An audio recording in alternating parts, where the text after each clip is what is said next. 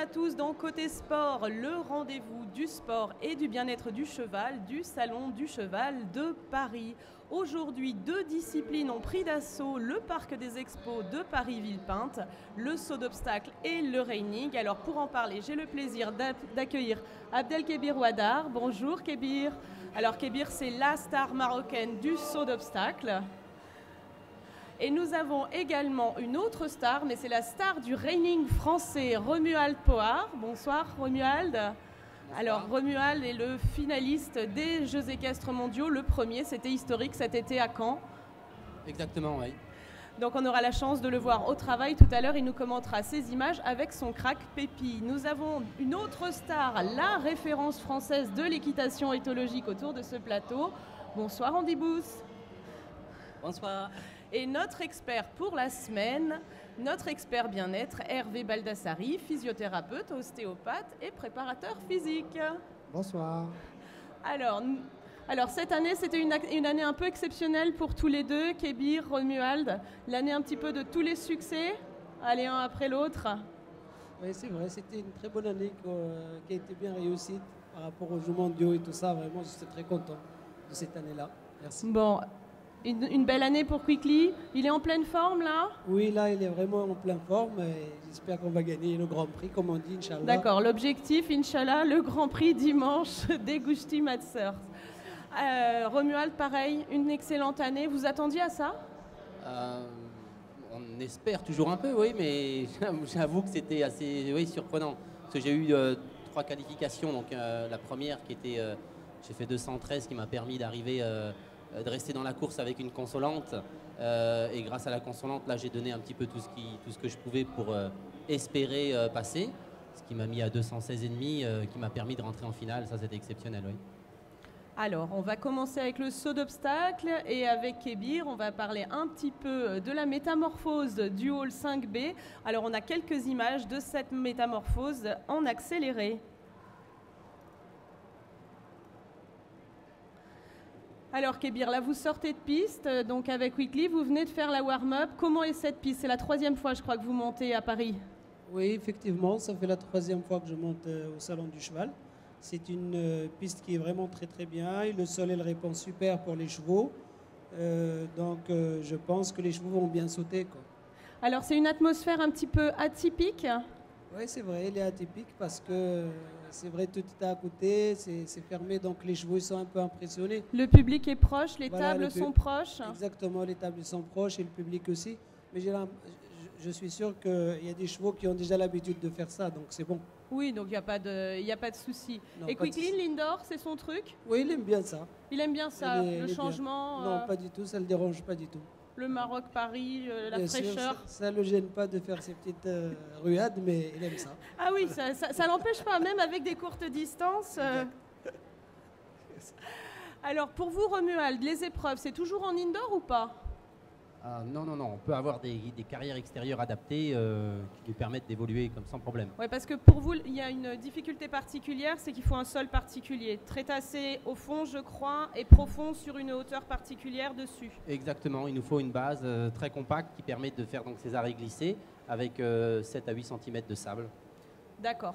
Et c'est vrai que du coup, s'il pleut, c'est un peu plus compliqué à entretenir, quoi. C'est beaucoup plus compliqué. Il existe un système de dalles plastiques qui a été mis en fonction, là, qui permet de faire ces carrières extérieures qui coûtent un peu d'argent, mais ça reste très efficace. Bon, d'accord. Alors, on a été vous retrouver ce matin au travail, une séance de travail avec votre crack, parce que vous êtes venu courir les championnats de France ce week-end à Paris. Exactement. Alors, vous allez nous commenter un petit peu cette séance de travail avec Pépi.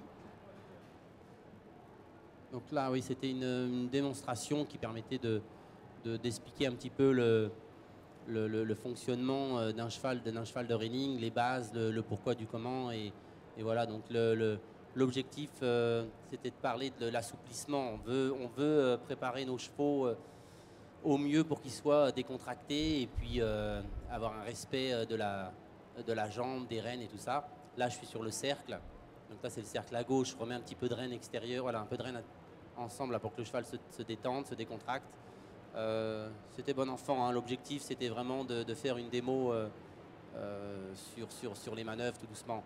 Là, départ à droite, qui permet de faire un petit cercle et d'apprendre au cheval à être respectueux, donc, et puis à garder un contrôle hein, entre la main et les rênes, voilà, pour pouvoir monter en ligne droite. Donc là, on a un sol de reining, voilà, ce qui nous permet d'avoir un arrêt glissé avec un cheval qui est très fluide. Donc ça, c'était un stop. Hein. Voilà, ça s'appelle standing stop, qu'on refait également ici. Petite démo. Voilà, donc il est censé stopper des postérieurs et trotter des antérieurs, c'est ça? Exactement, le cheval est censé glisser au niveau de ses postérieurs, marcher devant, sans avoir une traction au niveau de la bouche. Là, on voit ce qu'on appelle la figure spin, donc c'est un spin à droite. Le cheval doit rester fixé sur ses postérieurs. Sorte donc de le postérieur pirouette, en fait. Voilà, exactement. Le postérieur intérieur gauche, par exemple. Voilà, avec une fluidité, on voit un cheval qui est serein et qui nous permet de pouvoir l'utiliser, d'effectuer nos manœuvres. Donc tout ça assemblé, ça va nous faire un parcours de reining avec des cercles, des spins, des stops, changement de pied, puis on part sur un reculé. Voilà, là il y avait une explication sur un reculé. On part sur la figure du rollback, donc il y a un 180 degrés à droite ou à gauche. Ouais, là on sent qu'effectivement vous forcez pas le cheval, c'est plus détente pour la démonstration. Exactement, exactement. C'est moins impressionnant qu'en compétition. Voilà, mais là c'est le but du jeu. Hein. L'objectif c'est de mettre le cheval attentif, voilà, pas avoir besoin de le tracter, qu'il soit à l'écoute, et tout en expliquant donc au public l'idée. Hein. Donc on ne tire pas sur les rênes, on essaye d'avoir un cheval le plus à l'écoute possible. Là il se bloquait un tout petit peu vers la gauche, donc on reprend à deux mains pour corriger. Voilà, une petite démo sympathique qui nous a permis de montrer. D'accord, qui a été suivie par le public ce matin. Andy, vous avez pratiqué le reining? Oui, j'ai eu la chance de faire un petit peu aux États-Unis pendant les 5 ans que j'ai passé là-bas, et également en France, là où j'ai travaillé avant, au Rad de Sens. C'était un écurie de reining avant que... C'était l'ancien entraîneur de l'équipe de France, Alain Calbrix, qui était là-bas, si ma mémoire est bonne. Exact, donc j'ai eu la chance de monter de très bons chevaux de reining, et vraiment c'était un immense plaisir. J'aime beaucoup ça. Bon, et vous, Kébir, vous avez eu l'occasion d'essayer ou de vous y intéresser? Je crois que les premiers reiners participaient aux Jeux équestres mondiaux, le premier reiner marocain cette année. Oui, c'est vrai, il y a un reiner marocain qui a participé cette année. Il s'est vraiment très très bien débrouillé. Et je pense que j'aimerais bien essayer un jour. On va essayer de trouver un truc si là avec Romuald. Voilà, vous êtes le bienvenu. Vous êtes le bienvenu chez moi. On peut essayer sérieusement. Merci, ça sera avec grand plaisir. Bon, nous on vient filmer, il n'y a pas de souci. Hein. Hervé, est-ce que c'est une discipline contraignante pour les chevaux et est-ce que tous les chevaux peuvent faire ça? Je ne pense pas que tous les chevaux puissent le faire. À moins non, il y a une spécificité de chevaux qui peuvent faire ça. Et je pense qu'effectivement, il y a des contraintes assez importantes au niveau. Qu'est-ce que vous rencontrez comme problème? Les contraintes arrivent quand le cheval n'est pas approprié, en fait. Si on prend un gros sel français, ça marche moins bien. Exactement. Là, il plie moins bien comme ça, le jarret, je sais pas. On est sur un cheval de 8 ans que moi j'ai dressé dès son plus jeune âge, à l'âge de 2 ans et demi. On a commencé à faire le travail. Le cheval à 8 ans, il est arrivé aux Jeux équestres mondiaux. Il a fait tout ce qu'on appelle les futurities, les concours de jeunes chevaux. C'est un cheval qui n'est pas forcé, qui a une faculté, on l'a vu sur le spin et sur le stop. Voilà, les problèmes arrivent quand on force des chevaux qui ne sont pas... C'est quarter horse ou rien, de toute façon, pour faire du reining globalement. Oui, quarter horse, certaines... à certaines lignées, oui, bien sûr. Pas toutes? Bien sûr, non. C'est pas hyper spécialisé. Hein. Non, il y a des chevaux, il y a des quarters qui sont aptes pour faire ça et d'autres qui sont un petit peu moins. Donc, Et quelle est la base de votre préparation pour arriver jusque-là? En travail technique, en travail physique? La base, elle est surtout importante dans la seconde où vous choisissez le cheval adéquat. C'est surtout ça, hein, j'insiste là-dessus, parce que des gens partent avec des quarters, juste du quarter, et essayent d'obtenir ce qu'on fait, et tirent un peu fort sur les chevaux. Donc après, on a des échos, que les chevaux sont abîmés, sont cassés, tout ça. Mais si on parle, je vais bien expliquer les choses, si on parle avec un cheval qui est adapté à ça, la base, elle est normale, c'est un débourrage normal. On apprend au cheval à être, respecter les rênes droite et gauche, le cavalier et tout ça. Et après, tout se fait tranquillement, quoi. C'est quoi les points forts du coup d'un quarter pour faire du reining? Parce qu'ils peuvent faire plein de choses. Il y a plein de disciplines dans l'équitation western. Hein. Je pense que le mental est vraiment important. Après, un cheval avec du cœur, hein, ce qu'on appelle avec du cœur, c'est qui a envie de travailler. Là, on a un cheval on voit bien, il ne couche pas les oreilles, il ne faut pas de la queue. Non, pourtant, il est étalon en plus. Hein. Il est étalon, c'est un ange. Le cheval va bien, quoi. Donc, on est sur un cheval qui est mentalement apte à travailler. Après, avec l'atavisme qu'il a pour stopper et spinner comme il le fait, ça, c'est dans les gènes. Donc, c'est jackpot. Quand on arrive à trouver des chevaux comme ça nous permet d'aller loin. Alors ces chevaux-là, Andy, et l'équitation western est très apparentée au départ, dans notre esprit au moins d'Européens, à l'équitation éthologique. Mais ça a beaucoup évolué quand même ces dernières années. Oui, au début, je parle de mon cas un petit peu personnel. Moi, j'ai venu des États-Unis. Alors vous êtes australien, il faut le rappeler, pas exact. Américain. Oui, j'ai passé de l'Australie, j'ai eu la chance de gagner un bourse par la reine d'Angleterre pour étudier le nouveau vague populaire par rapport des chuchoteurs américains. J'ai passé 5 ans là-bas, mais après, quand moi j'ai venu en France, j'ai venu avec mon chapeau, ma chaps, ma selle western. Et votre Zors. Et moitié zèbre, Stormy. moitié quarter-horse d'ailleurs. Et on était un petit peu mis... oui, donc, cette horsemanship, où tu travailles sur le comportement du cheval, c'est donc western. Donc, j'ai un petit peu changé les vêtements parce que je pense que le travail sur le comportement, surtout sur l'apprentissage, c'est toute équitation. Le cheval, toute réponse équestre est surtout conditionnée.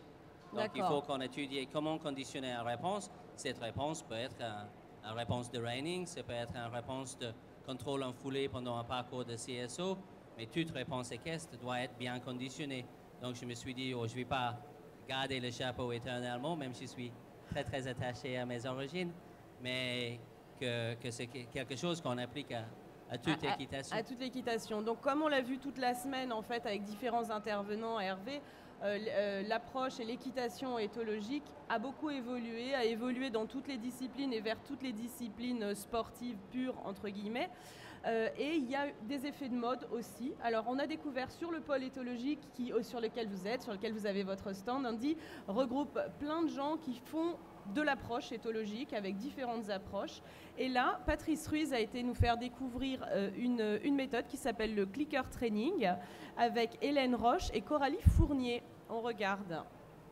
On va vous expliquer une technique d'apprentissage qui s'appelle le renforcement positif. C'est une technique basée sur la motivation du cheval à obtenir des récompenses. Donc là, vous voyez que Coralie donne des récompenses au cheval et elle fait aussi le bruit avec un petit boîtier métallique, un clicker, qui fait un bruit vraiment sec et qu'on va associer au comportement qu'on veut voir reproduit par le cheval. Pour l'instant, voilà, la poulette, vous voyez, j'ignore complètement son mauvais comportement qui est de réclamer. Et par contre, je guette, voilà, j'ignore, et je guette dès qu'il met sa tête droite, je vais cliquer récompenser. Au début, je veux cliquer qu'une seconde de tête droite. Pas vraiment la tête droite là. Et ensuite, je vais mettre de la durée. 1, 2 secondes par exemple au début. Je vais cliquer à la fin de la durée. J'attends. 1, 2. Hop, s'il vient réclamer, je clique pas. Voilà. Et je clique le fait qu'il se corrige. Et pour pas qu'il revienne et lui apprendre à venir, repartir, je vais faire plusieurs clics avec la tête droite. Là, je vais lui dire oui, vas-y. Le clic, il dit oui, vas-y, répète, garde ta tête droite. Hop, il revient, j'ignore. 1, 2, 3. Et on peut profiter aussi du fait qu'il était distrait. Qu'il regarde. Voilà. Alors, un exercice qui sert en clicker training, c'est de faire toucher un objet à l'animal. Et ça va nous servir dans plein de situations. Ça va nous éviter d'appliquer des pressions. Par exemple, quand un cheval avance en renforcement négatif, on va mettre une pression sur l'école et le cheval va s'y soustraire en avançant la tête puis par la suite marcher. Là, on peut lui montrer une cible qu'il apprend à toucher du nez et par la suite, on pourra mettre un commandement, par exemple marche, et le cheval va toucher la cible et petit à petit, on fera disparaître la cible et il se mettra en marche sans qu'on ait besoin de la cible. Et moi, j'aime bien faire ma petite carré tout petit. Alors on dit ça, c'est du renforcement positif. c'est quelque chose que vous pratiquez, ça, le clicker training, c'est quelque chose d'assez récent, hein? Oui, c'est quelque chose de relativement moderne par rapport à l'histoire équestre. En fait, ce n'est pas quelque chose que je pratique actuellement.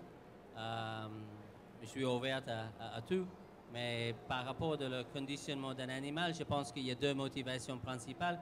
C'est ou d'obtenir quelque chose d'attractif, ce qu'on a vu là, ou d'enlever quelque chose d'aversif. Et moi, je suis plutôt dans le deuxième. Ça veut dire le conditionnement des aides équestres, donc les jambes, la main. On va regarder, on a des images d'Andy en train de travailler. Ouais. Et c'est un petit peu ce on vient de discuter dans le reining, c'est d'avoir un cheval qui comprend chacun de mes deux jambes et Oui, alors reste là, c'est entre autre les chose, deux. hein. Vous voyez avec votre cheval dans le pré directement, hop là. Bah, après, tout est conditionné, hein, Voilà. parce que je n'ai pas démarré comme ça. Ah, bah ça serait dangereux. C'est déconseillé d'ailleurs, faut pas le faire. Hein. On va tous s'entendre, je crois, voilà. Non, sinon, effectivement, c'est un peu dangereux. Hein. Oui, non, mais à la base, il y avait deux rênes. C'est et tout le un selle et le travail, total. voilà. Au fur et à mesure, on enlève. Alors, c'est ce que vous appelez, vous, le renforcement négatif? Exactement. Renforcement négatif, ça veut dire plus ou moins renforcement soustractif. C'est l'enlèvement d'une aide à partir d'une réponse. Donc, ce qu'on fait avec nos jambes, ce qu'on fait avec nos mains, et le cheval apprend que quand il y a cette pression, trouver la solution, la pression s'arrête. Je mets en pression, trouve la solution, la pression s'arrête. Confort et inconfort, en fait, plutôt que négatif et on positif. peut dire confort et inconfort, mais c'est un petit peu cette idée-là, c'est que le cheval est là entre mes deux jambes et connecté à l'assiette. Un très bon exemple, c'est ce qu'on vient de voir dans le reining, c'est qu'il n'y a pas beaucoup de mains, mais le cheval est entre les deux jambes, entre les deux rênes et connecté à l'assiette. Et je fais la même chose. Final, là, dans cet exemple-là, même si mon but principal, c'est de rejoindre toute équitation, là, c'était juste pour voir, est-ce qu'on est capable de conditionner la réponse jusqu'au point où des aides deviennent très, très subtiles, et surtout sur la direction et l'impulsion. Parce que là, je ne peux pas faire grand-chose au niveau de flexion. Ouais. Je n'ai pas mes rênes. Mais surtout sur le plan de direction et impulsion, est-ce que je peux gérer la direction avec mes jambes, l'impulsion avec l'assiette et diminuer les aides vers quelque chose de très, très subtil. Et surtout, contrôle chaque partie de mon cheval, de son corps, mais avec les aides très, très compréhensibles, soit la main, soit la jambe, soit l'assiette. Mais chaque réponse est bien conditionnée. Et avec ça, on a parlé un petit peu de décontraction, mais quand l'animal comprend les aides par conditionnement, il y a forcément une contraction. Ouais. Il y a forcément une décontraction, excusez-moi. Il y a forcément une décontraction parce qu'avec la compréhension, le cheval sait quand la main arrive, qu'est-ce qu'il peut faire pour que ça s'arrête. Le jambe, il arrive, ça peut être accéléré par exemple. Il y a des jambes qui arrivent et le cheval, il sait si j'avance, le jambe s'arrête. Et c'est surtout dans le renforcement négatif, c'est l'enlèvement de l'aide qui éduque le cheval que ça, c'est la bonne réponse. On met les jambes, le cheval avance, on enlève les jambes.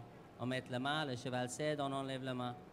Mais il utilise cet renforcement et soyez sûr que cet renforcement est bien intégré dans toute équitation parce que c'est comme ça que le cheval va prendre. Vous êtes sensible à ces méthodes, Kébir, Romuald? Écoutez, d'abord, je le félicite pour ce qu'il fait comme travail parce que c'est vraiment, ça doit être un travail assez passionnant. Et je voudrais lui poser une question. Comment il arrive à lâcher son cheval comme ça? Est-ce qu'au début, vous mettez un filet ou quelque chose comme ça pour justement pour le faire travailler avant? Oui, complètement. À la base, j'ai débarré de chevaux avec un licol parce qu'il y a tout un boulot au sol que je fais avec le licol. Relativement rapidement, je passe au filet. Mais avant que je mette ou les jambes ou la main, j'ai essayé de faire quelque chose avec mon corps. Pour vous, dans votre discipline, si vous pouvez redresser les épaules et après utilise la main. Et bientôt, juste le redressement de l'épaule va prévenir le cheval que la main va arriver. Et c'est un petit peu ce que j'ai fait là. Et finalement, en fait, j'ai été capable d'effacer la main. Mais je ne vais pas faire un parcours d'obstacles à la même hauteur que vous. Ah oui, alors, comme ça. Après Kébir en reining, on va essayer Andy sur Quickly. Oh, ça risque d'être Ça, dangereux. J'aimerais bien qu'il essaye avec Quickly comme ça. Ah oui. Mais c'est toujours le conditionnement, quoi qu'on fasse. Si c'est reining, si c'est un parcours de CSO, j'ai eu la chance de travailler avec le gens de très haut niveau dans toutes ces disciplines. J'ai passé de super moments avec Michel Robert où on essayait de diminuer les aides vers le plus subtil que possible. sans aucune réduction de la réponse. Mais est-ce qu'on pouvait faire moins en moins, mais en même temps avec le but d'obtenir plus en plus? Oui, on se souvient des images de Michel, les bras en croix, au-dessus des obstacles. Oui, mais il ne faut pas penser que l'équitation éthologique ni le travail sur le conditionnement des réponses, c'est quelque chose d'alternatif, surtout pas. Parce que c'est quelque chose d'absolument nécessaire pour la compréhension pour que le cheval puisse comprendre nos aides. Le conditionnement bien fait, c'est absolument vital. Et en aucun cas, l'éthologie, c'est une discipline séparable de toute équitation. De toute équitation, c'est oui. juste Vous avez une évolué, science, vous êtes parti.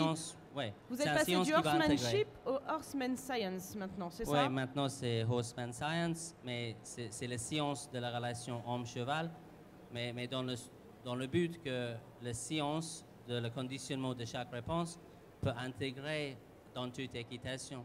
D'accord. Ça va arriver de toute manière. C'est juste qu'on est tellement avancé dans la science de l'apprentissage dans tous les animaux. Donc et de aussi faire dans le comprendre chevaux. en fait l'analyse des comportements équins pour effectivement apporter aux champions et aux surtout, passionnés comment le cheval apprend. Voilà, c'est ça. Parce que si on sait comment il apprend, on peut aider un petit peu. Et aussi comment il apprend la bonne chose et également comment il apprend la mauvaise chose. Oui. Parce que même quand un cheval fait une bêtise, il ne peut pas faire exprès. Il n'y a pas la capacité cognitive de faire une erreur exprès, ça n'existe pas. Donc quand on est dans le problème, il faut analyser qu'est-ce que j'ai à faire pour que mon cheval il fait ça. Parce que le cheval ne connaît pas la différence entre correct et incorrect et de bien et mauvais. Les résultats sont très bien conditionnés ou un peu moins bien conditionnés, mais malheureusement, ça repose sur nos épaules. Hervé, est-ce que ces approches sur le comportement équin, sur l'observation du comportement équin, se rapprochent de vos pratiques physiothérapeutiques? Pratique. On a très certainement des chevaux moins stressés. Oui. Hein, qui au lieu, on les amène pas à faire quelque chose, on leur donne les moyens de faire, on les force pas. Donc déjà pour tout ce qui est ulcère, ne serait-ce que des choses comme ça. Et puis au niveau musculaire, au niveau mental, les chevaux, on leur donne la possibilité de faire les choses. Je ne sais pas si exactement. Si je me trompe. Et là où il y a la confusion, parce que des aides sont pas très bien conditionnées, là où il y a la confusion, on peut avoir le stress, les tensions, les fuites. Et il n'y a rien dans tout ça qui est bien pour le physique et même le système gastrique. Oui, on a le chevaux qui souffre horriblement des ulcères et tout le reste. Apparemment, c'est une des pathologies les plus courantes, d'après ce que me disait Hervé. C'est extrêmement les courant, ulcères à haut niveau. Un grand pourcentage. Il a un ulcère quickly? Non. Non. Pour plusieurs raisons, mais dont celle-ci. Oui. Et puis je voulais dire, l'équitation éthologique, comme l'a défini Andy, c'est l'équitation classique. On nous a toujours appris contact, amener sur ce contact et céder immédiatement avant que le cheval ne cède. C'était toujours écrit agir, résister, céder. Voilà. Je pense qu'on met plus en plus avec la maîtrise de le renforcement négatif, on met plus en plus l'importance sur le moment précis où le céder doit arriver, parce que c'est en précision quand même. Oui, mais pour ça, il faut avoir du tact, c'est pas à la portée de tout le monde. Oh, je pense que toute équitation demande le tact. Hein. C'est un art. C'est pas faux, oui. Je pense pas qu'il y a... On ne peut pas demander au cheval d'être tolérant à nos incompétences. Donc, on essaie de devenir tous, j'espère, le plus compétent que possible. Ça, c'est clair. Bon, messieurs, vos objectifs ce week-end. Alors, Kébir, vous nous avez dit gagner le Grand Prix. Et Romuald, donc c'est les championnats de France ce week-end. Exactement, c'est les championnats de France, donc on va essayer de se rapprocher de la première place. Donc c'est tout le week-end. Ça sera dimanche. Ce sera dimanche dans le hall 5A et on retrouve Kébir dans le hall 5B. Bien sûr. Merci beaucoup, messieurs, d'être venus parmi nous. Merci, Andy. Plaisir. Vous, c'est les démonstrations au hall 4. Oui, c'est tout le week-end. Exact. Au pôle éthologique. Et nous, Hervé aussi dans le hall 4. Hervé, dans le hall 4. Avec des démonstrations. On va les soutenir, ces messieurs. Et ben voilà. Hein Merci à tous. Et à demain dans Côté Sport. À demain. Au revoir, à demain. Au revoir. Au revoir.